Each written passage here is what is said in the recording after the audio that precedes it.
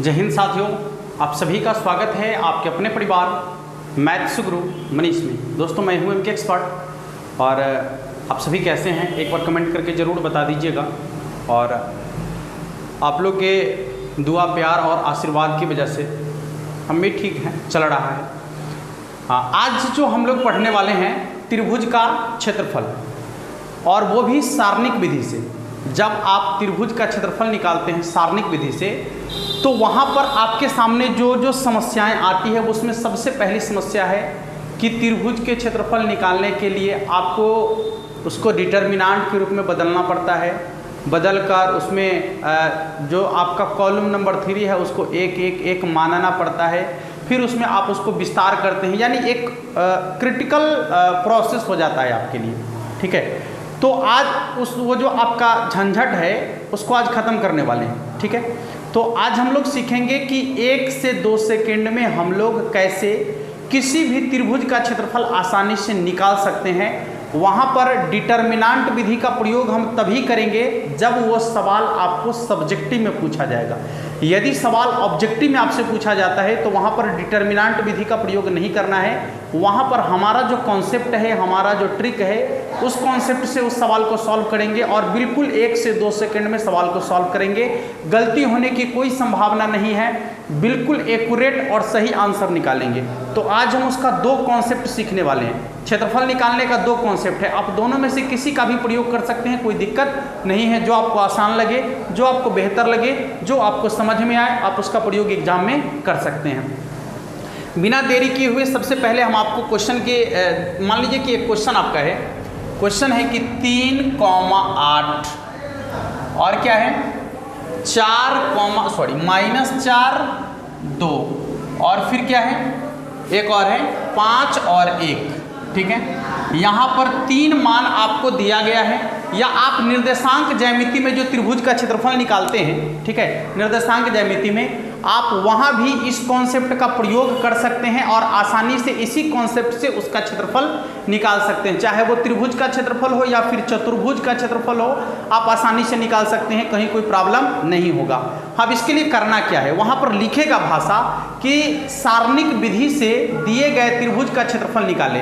जबकि ये जो आपका दिया गया है, तीनों त्रिभुज के शीर्ष बिंदु का मान दिया गया है, उसके शीर्ष बिंदु का जो है मान दिया गया है, तो कहेगा कि त्रिभुज का क्षेत्रफल ज्ञात कीजिए। तो अब हम इसके लिए क्या करेंगे, आइए समझने का प्रयास करते हैं। सबसे पहले आपको क्या करना है कि जो निर्देशांक आपको दिया हुआ रहेगा उस निर्देशांक में से किसी को भी आप सबसे पहले 0 बनाने का प्रयास कीजिएगा।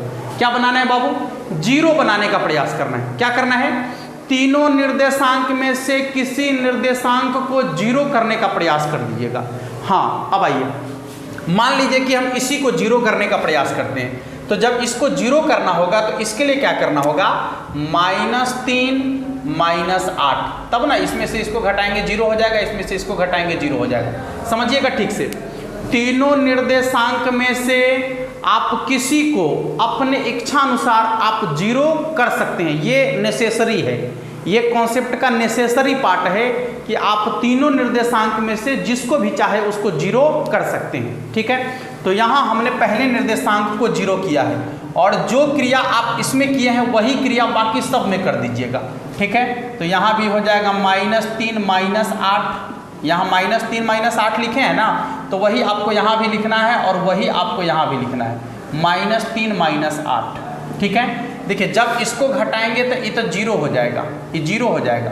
ठीक है, अब इधर देखिए, यहाँ है आपका -3 यहाँ है आपका -4 और यहाँ है -3। ठीक है, यहाँ है -4 और यहाँ है -3। जब इसको जोड़ेंगे तो कितना हो जाएगा, -7। यहाँ कितना हो जाएगा, यहाँ 2 है, आइए हो जाएगा -8, यानी घट के हो जाएगा -6।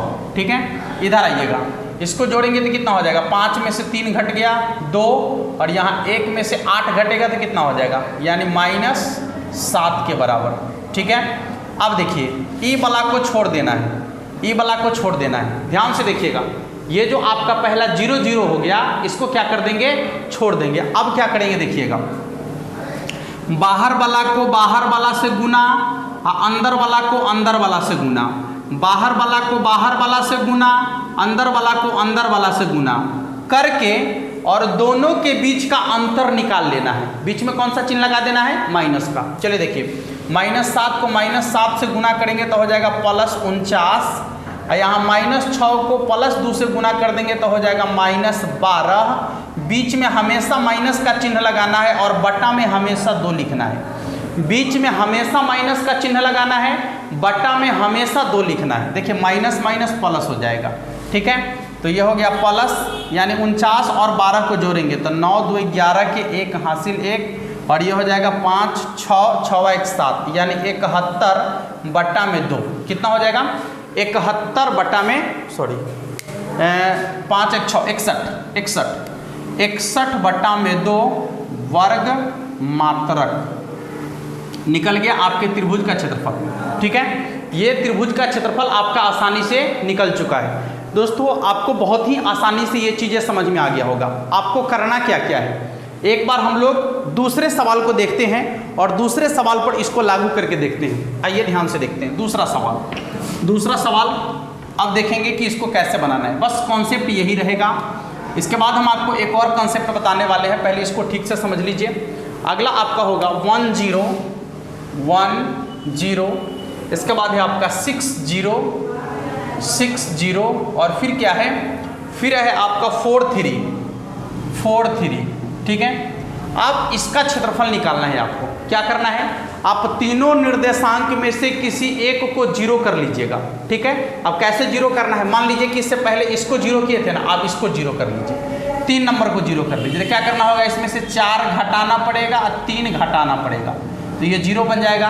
अच्छा, जो यहाँ क्रिया किए हैं वही सबके साथ, तो -4 -3 -4 ठीक है। अब देखिए 1 -4 यानी -3, और यहाँ -3 होगा, 0 है तो यहाँ देखिए 6 और यहाँ है -4, तो 6 में से 4 घट गया तो कितना हो जाएगा? 2, और यहाँ हो जाएगा -3, और ई तो आपका हो जाएगा 4 में से 4 घट गया 0, 3 में से 3 घट गया 0, ठीक है।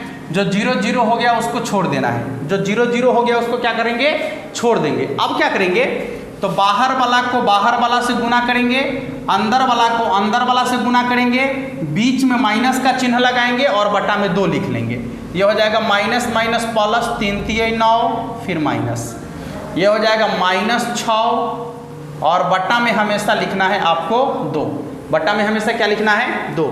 ये हो जाएगा 9 6 15 बटा में 2 वर्ग मात्रक, 15 बटा 2 वर्ग मात्रक।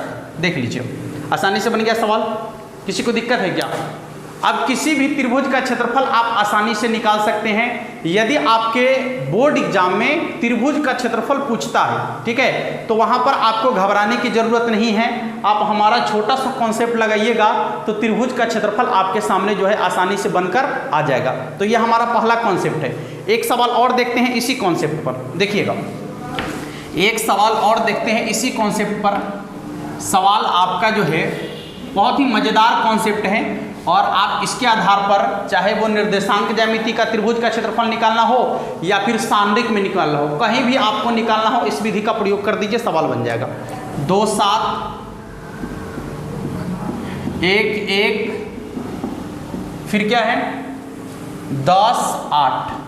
क्या बोले आपको कि इसमें से किसी एक को 0 कर लेना है, ठीक है, किसी एक को 0 कर लेना है। अभी एक और कंसेप्ट बताने वाले हैं, इसलिए धैर्य से रहिएगा। एक तो ये है और एक चतुर्भुज का भी बताएंगे और एक ये कंसेप्ट भी है। चलिए देखिएगा, तो इसमें से हम मान लीजिए कि इसी को 0 करना चाह रहे हैं, तो -1 हो जाएगा।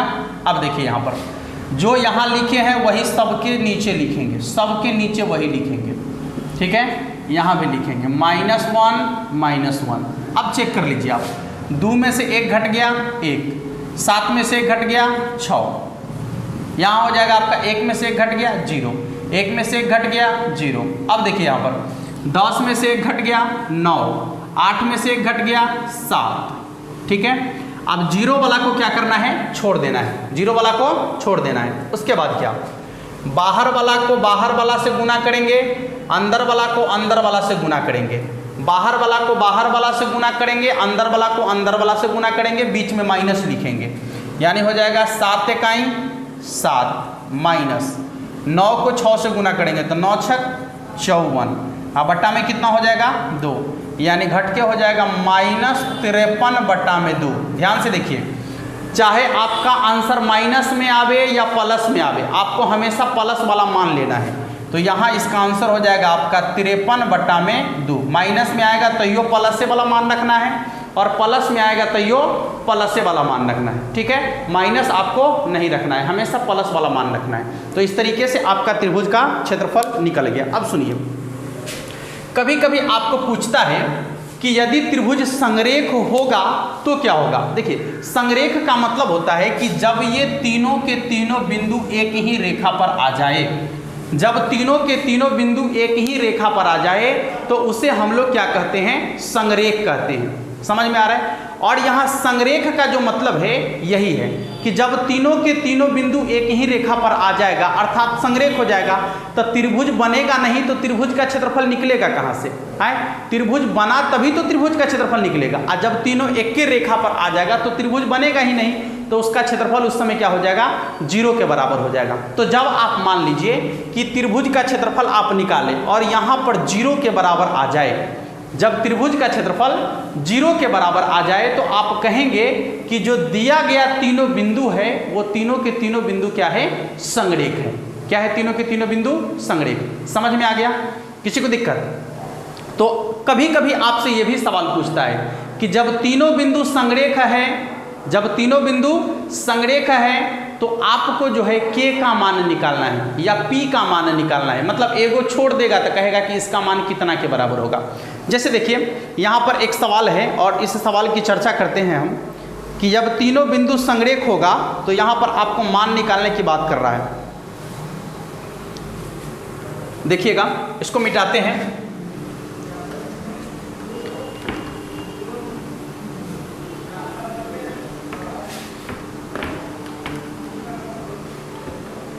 जैसे मान लीजिएगा, जब तीनों बिंदु संरेख हो तो k का मान क्या होगा, यहाँ पर दिया गया है 1 2 2 5 3 और k। कहेगा कि यदि तीनों के तीनों बिंदु संरेख है तो k का मान कितना के बराबर होगा। इसका मतलब है, सुन लीजिए, जब तीनों बिंदु संरेख है तो त्रिभुज का क्षेत्रफल 0 के बराबर होगा। अब समझिए, आपको तो त्रिभुज का क्षेत्रफल निकालना ही है। अब तो मेरे पास 3 को नहीं है, 2 को है, तो दोनों में से किसी एक को 0 कर लीजिए। मान लीजिए कि इसी को 0 कर रहे हैं तो -1 -2 -1 -2, यहाँ भी हो जाएगा -1 -2। ठीक है, ये देखिए, एक में से घट गया 0, 2 में से 2 घट गया 0, ये 0 हो गया आपका। 2 में से 1 घट गया 1, अब 5 में से 2 घट गया तो कितना हो जाएगा 3। यहाँ देखिए, 3 में से 1 घट गया तो 2, यहाँ k में से 2 घट गया तो कितना हो जाएगा k -2। ठीक है, k -2। अब क्या करना है, अब क्या बोले हैं आपको कि बाहर वाला को बाहर वाला से गुना और अंदर वाला को अंदर वाला से गुना। और चूंकि ये त्रिभुज का क्षेत्रफल आप निकाल रहे हैं और तीनों के तीनों बिंदु संरेख है तो उसके बराबर में अपने आप 0 कर लीजिएगा। ठीक है, चलिए देखिए, गुना करेंगे तो कितना हो जाएगा k -2, और बीच में कौन सा चिन्ह लगाना है बाबू, माइनस का। 3 दूनी 6, आप बराबर में अपने आप 0 कर लीजिए। हाँ, बट्टा में 2 जरूर लिखिएगा, बट्टा में 2 जरूर लिखना है। चलिए देखिए कितना हो जाएगा, ये हो जाएगा आपका, ये 2 उधर चला जाएगा तो ये हो जाएगा 6 और -8, सॉरी k माइनस, यहाँ हो जाएगा आपका k -8 बराबर 0। इसलिए k बराबर कितना हो जाएगा 8। k का मान कितना के बराबर हो जाएगा, 8 के बराबर। समझ में आ गया होगा सभी लोगों को। यदि आपको पूछे कि तीनों के तीनों बिंदु संरेख है तो k का मान कितना के बराबर होगा, आपसे ऑब्जेक्टिव क्वेश्चन पूछ सकता है आपके बोर्ड एग्जाम में। ठीक है, तो उस समय आपको यही करना है कि k का मान निकालने के लिए त्रिभुज का जो क्षेत्रफल हम निकालते हैं उसके बराबर में 0 कर दीजिएगा, तो आसानी से आपको k का मान या p का मान या x का मान जो कहेगा वो आसानी से निकल कर आ जाएगा।